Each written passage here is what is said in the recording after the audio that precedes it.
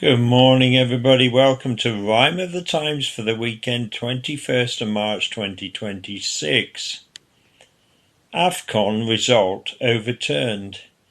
Iran continues to be burned, but the regime will not be turned. Trump's view of NATO is reaffirmed as he continues to be spurned and ships in Hormuz are being U-turned. Many concerned as more cases of meningitis are confirmed. Didn't know they had it in their locker, an idiom oft used in the game of soccer, a phrase used when a player in a match suddenly does some skill that has everyone making a fuss. And the reason the trick has so many so thrilled is it didn't seem that the player possessed such a skill. On Monday, though, it was administrators of the game who found something in their locker that was hard to explain. AFCON, 2 months after their showcase final, chose to wash the result down the urinal. So the winners, Senegal, had their title snatched. Their name as the 2026 winners was scratched.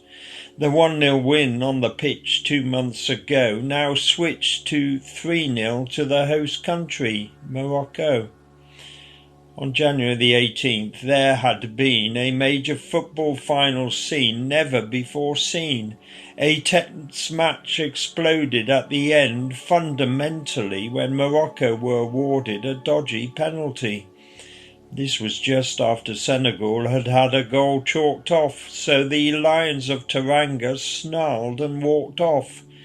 In the end they came back. The spot kick was messed up.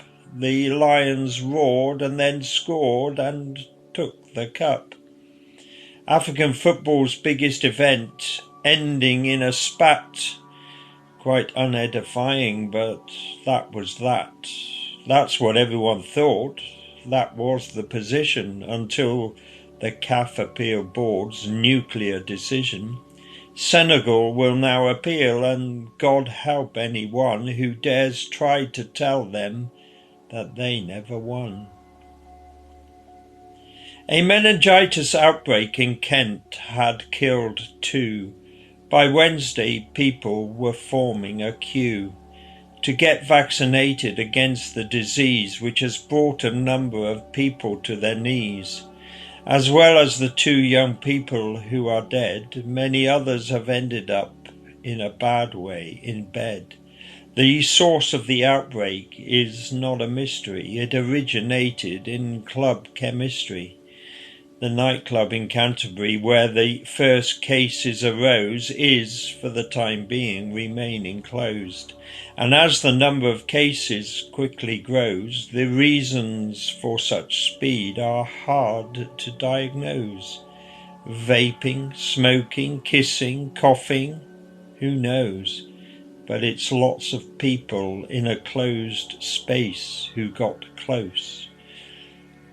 But the bacteria usually just stays in the nose. But when it escapes the nose and goes all over the body from head to toes, the patient will get a meningitis dose. Its effect can be devastating and quick, in many cases making the patient very sick. The nasty little bacterial blighters infecting people with the meningitis.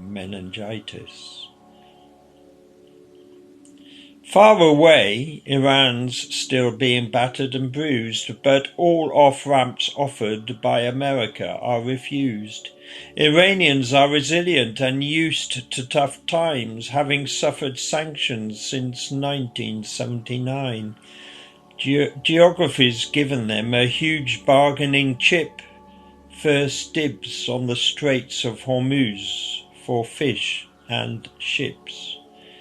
The north of the strait is territorially Iran's. Right now it's put the world in Iran's hands.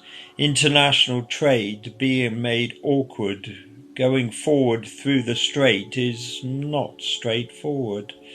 And the Hormuz impasse has Trump in dire straits, causing increased disunity back in the States. The isolationist who seems to have about-faced is now isolating himself from his base, as well as upsetting his NATO allies, having misread how the global land lies. The head of NATO last year called Trump Daddy.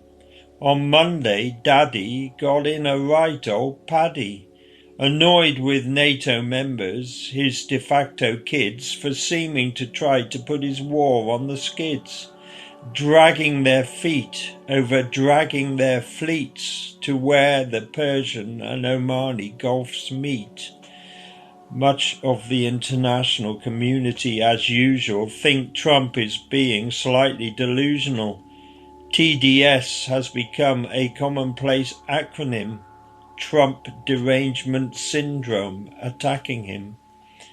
He started a war with barely any consulting, and the lack of consulting is considered insulting by friends leaned on to help sort what's resulting.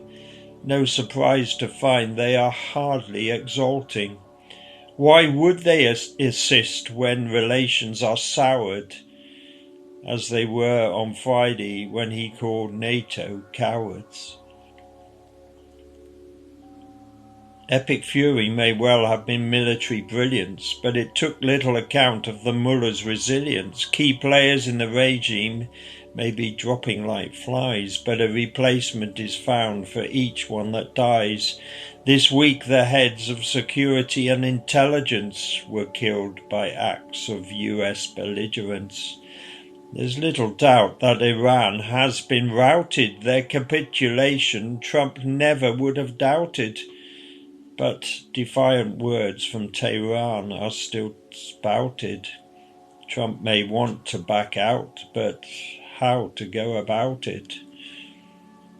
On Friday, Iran reportedly aimed 2 missiles at the US-UK air base on the Chagos Isles. One failed, the other was downed by the US, but the message was clear nevertheless.